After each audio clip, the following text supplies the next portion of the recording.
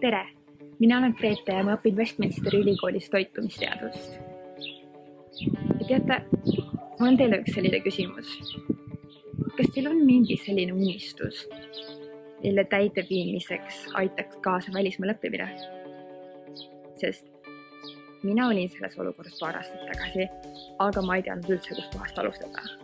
Ja õnneks ma kuulsin sellisest asjast nagu Archimedese nooreõpetlase stipendium, millel on väga mitu asja, miks seda tasub proovida. Esiteks, idee. Ma ju ei teadnud, et minu idee aidata Eestis söömishäiretega inimesi mingil viisil, kuidas seda veel tehtud ei ole, läheb teistele inimestele ka korda. Aga sealt ma sain selle kinnituse.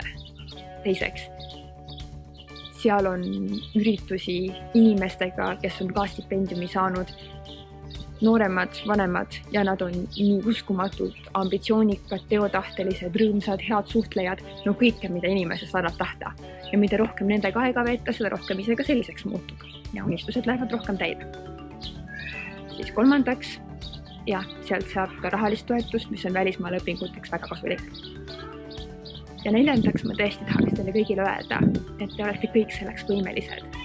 Mõned aastad tagasi ma ei saanud matemaatikaeksamil palju punkte, ma ei käinud olümpiaadidel, ma ei kujutanud ette, et ma lähen teadust õppima.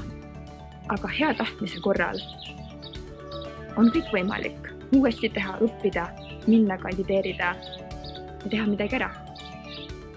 Ja ma võiksin seda ka öelda, et nooreõpetlase stipendiumi kohta kehtib kindlasti see Archimedese lause, et andke mulle toetuspunkt ja ma tõstan üles kogu maailma.